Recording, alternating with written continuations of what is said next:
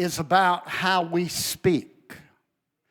And I've noticed without you learning to use your voice to advance, you're not going to come into all that God has for you. And a lot of you don't do that because you have fear of failure and you want everything to be right around you. God didn't save you when you were all whole. He saved you to make you whole.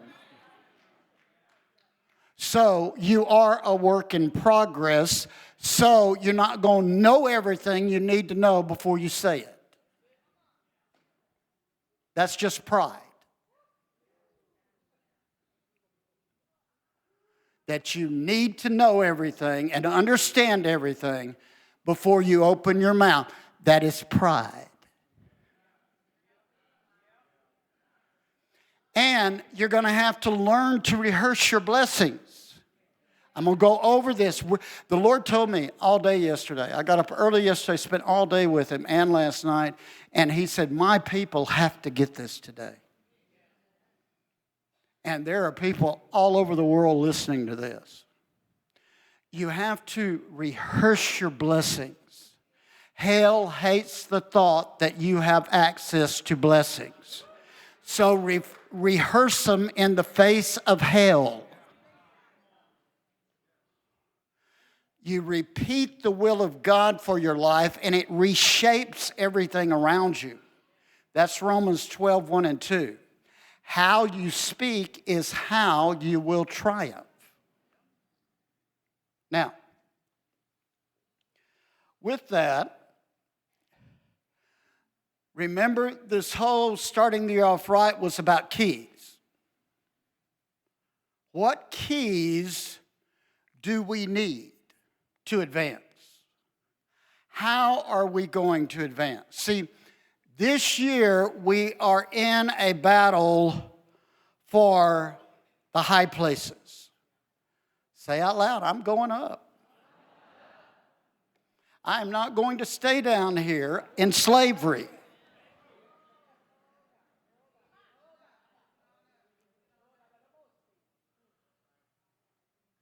And slavery ain't got anything to do with your color. It has to do with how you let something dominate you. Thank God we had black people in America that rose up and said, we refuse to be dominated any longer. Thank God we've had white people in America that rose up and said, we refuse to be dominated any longer. Thank God we had women rise up and said, we refuse to be dominated any longer. Thank God we have men rise up and say, I ain't gonna carry that bell anymore.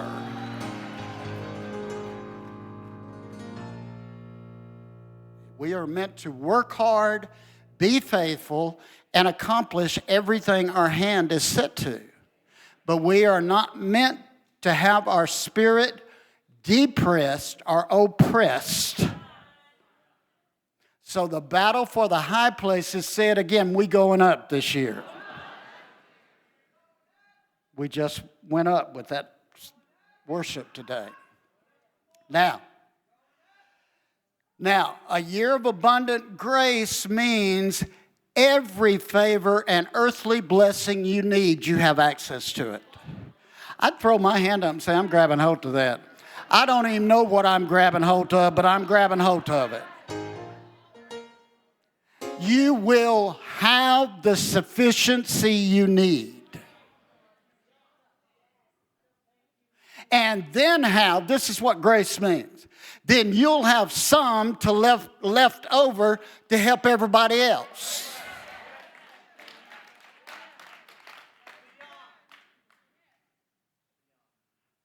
There's no one here that when they need help, we don't find some way to get them on the path of help. Now, grace produces joy. Joy is what defined the early church, and at this time in history, joy will define the church today. Grace produces joy and favor. Favor and grace are similar, but they're not the same. You wear favor. Leanne's going to sing it over us in a minute. And you get it in the midst of your intense trials and change. We are at a place today to wear favor.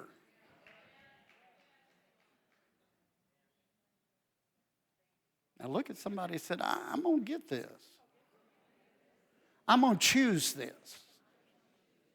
Because your will has to become active in it. And then we have to remember this year in this historical time, God had planned for David's tabernacle to be restored from generation to generation. And now he is realigning the portals of heaven and causing key places to have favor. Throw your hand up and say, I feel like I'm okay. All of you out there on the web, throw your hand up and say, I'm aligned right.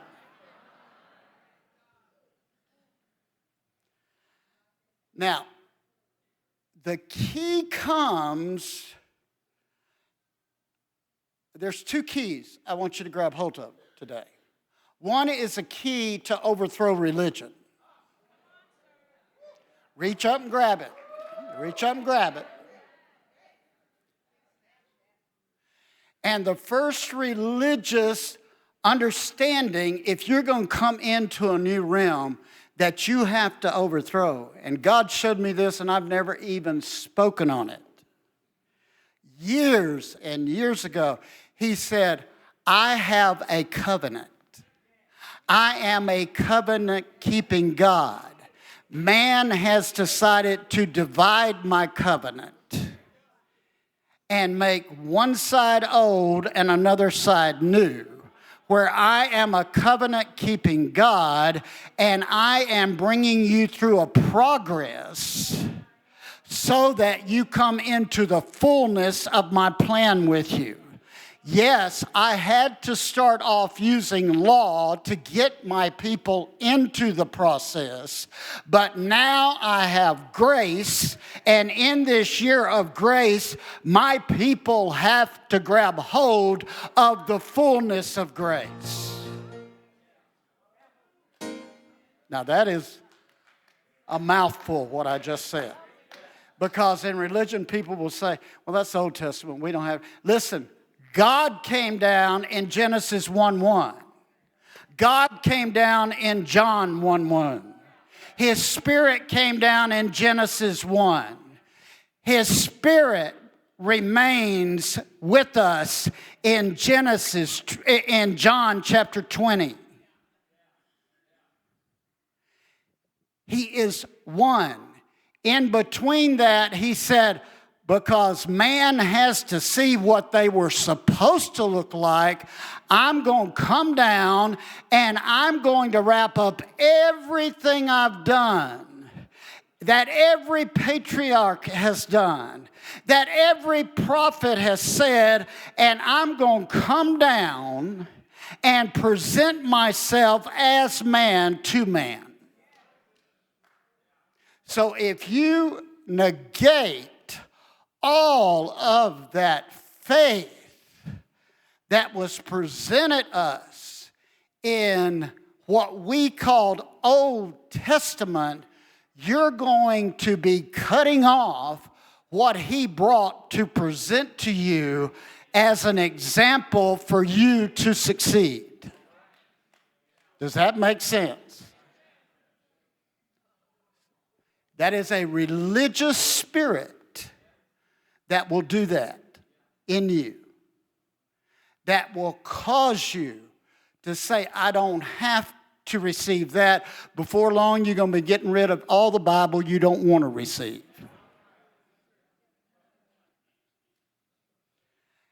And the whole purpose of this was to develop a voice of faith in a people.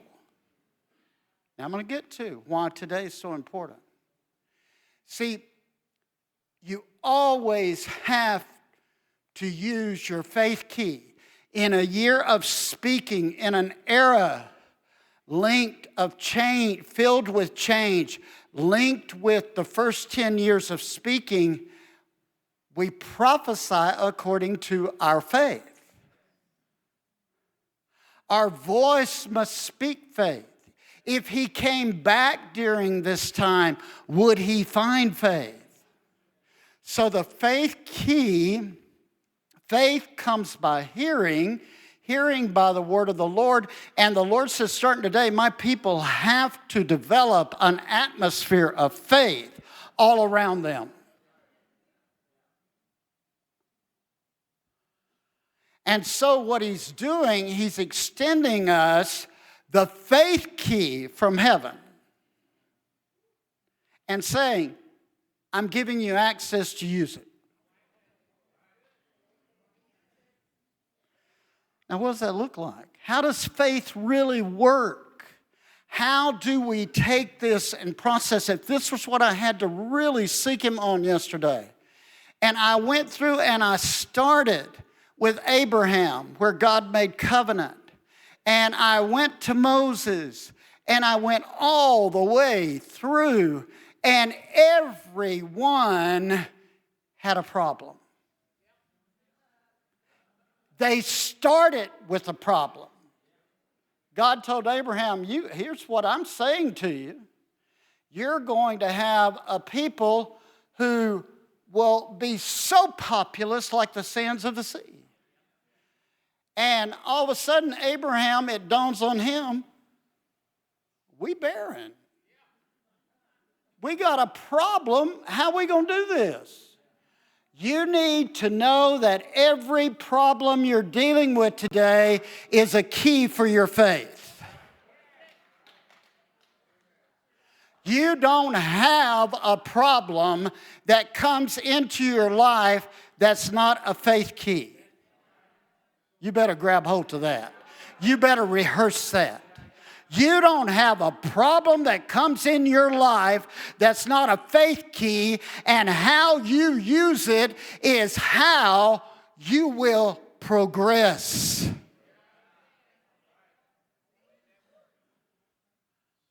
See, God likes you. You're all he's got here to work with. Tell somebody you got to get this year. Now, you saw me prophesy over Shetties. That is a prophecy. Prophecy is linked into overall promise.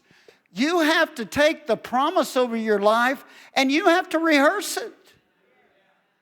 I've been rehearsing I am called for the healing of the nations since I was 18 years old. I've rehearsed it so much that God can't let me forget it.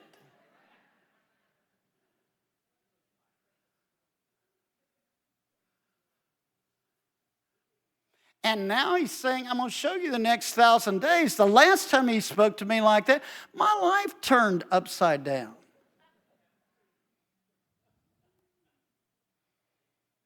Then, once you are defining your problem, well, Lord, I got a problem. But you've also got a promise. And you're going to have to watch for every sign on your path that is revealing the reality of the promise to you. And some of them are little strange signs. They're people at McDonald's.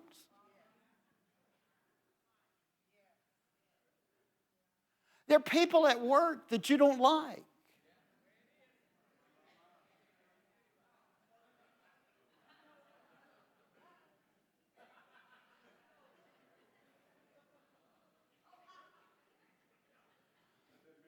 And then you have to remember that at every signpost, faith cometh. Very rarely do we just ever have boom, faith. Now, there is a gift that happens sometimes. Once he says it, it's done. You are in such a realm of faith, it wouldn't, 10,000 horses couldn't pull it out of you. But usually, you're walking. And while you're walking, faith is coming. That's why Jesus said, listen, guys, they would get to a hard place with a problem. A son that had epilepsy. And they said, we can't do this. Do you realize how many times the disciples looked at the Lord and said, we can't do this? Do you realize how many times we say that during the week? Lord, we can't grab, I don't even see how to do this.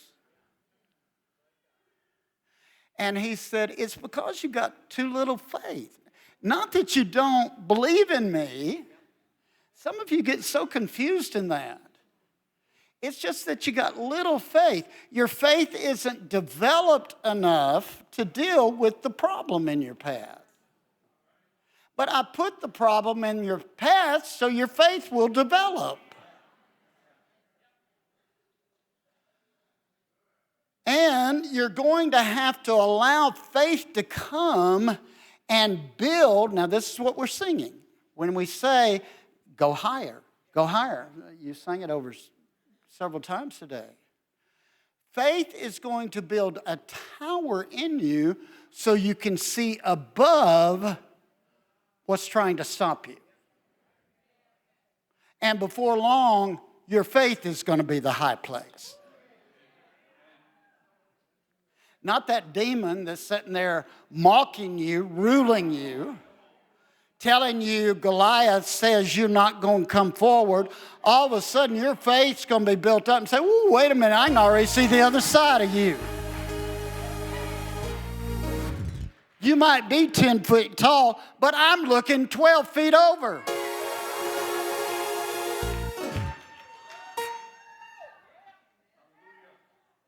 And I'm going over there. Now, you're going to have to say it. Now, I don't know how I'm going to go over there, but if I start walking today, faith will cometh, and before long, I'll be catapulted over.